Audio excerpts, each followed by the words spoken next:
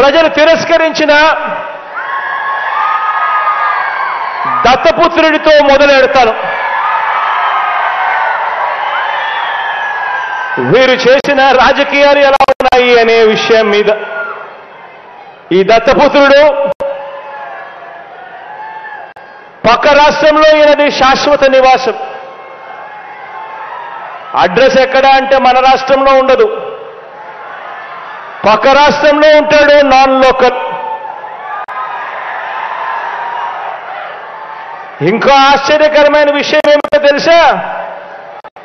పక్క రాష్ట్రంలో శాశ్వత నివాసం ఉంటూ పక్కవాడు సీఎం కావాలని ఏకంగా పార్టీ పెట్టిన వాడు బహుశా దేశ చరిత్రలో ఎవడో ఉండడు, ఈయన తప్ప.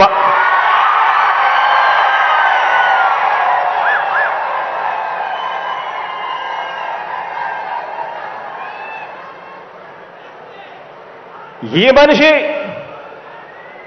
బాబు ముఖ్యమంత్రి అయితే చాలు, అవే నాకు 100 కోట్లు అని, బాబు కోసమే తన జీవితం అని, అందుకు అంగీకరించని వారిని తన పార్టీలో కూడా ఉండకూడదు అని, ఈ విషయంలో వేరే అభిప్రాయం కూడా ఉండదు అని, తన పార్టీ నుంచి వాళ్ళు వెళ్ళిపోవచ్చు కావాలంటే అని చెప్పి కూడా తన సభల్లో ఉపన్యాసాలు ఇచ్చేవాడిని బహుశా ఎవరిని మనం చూసుంటాం, ఒక్క ఈయనను తప్ప.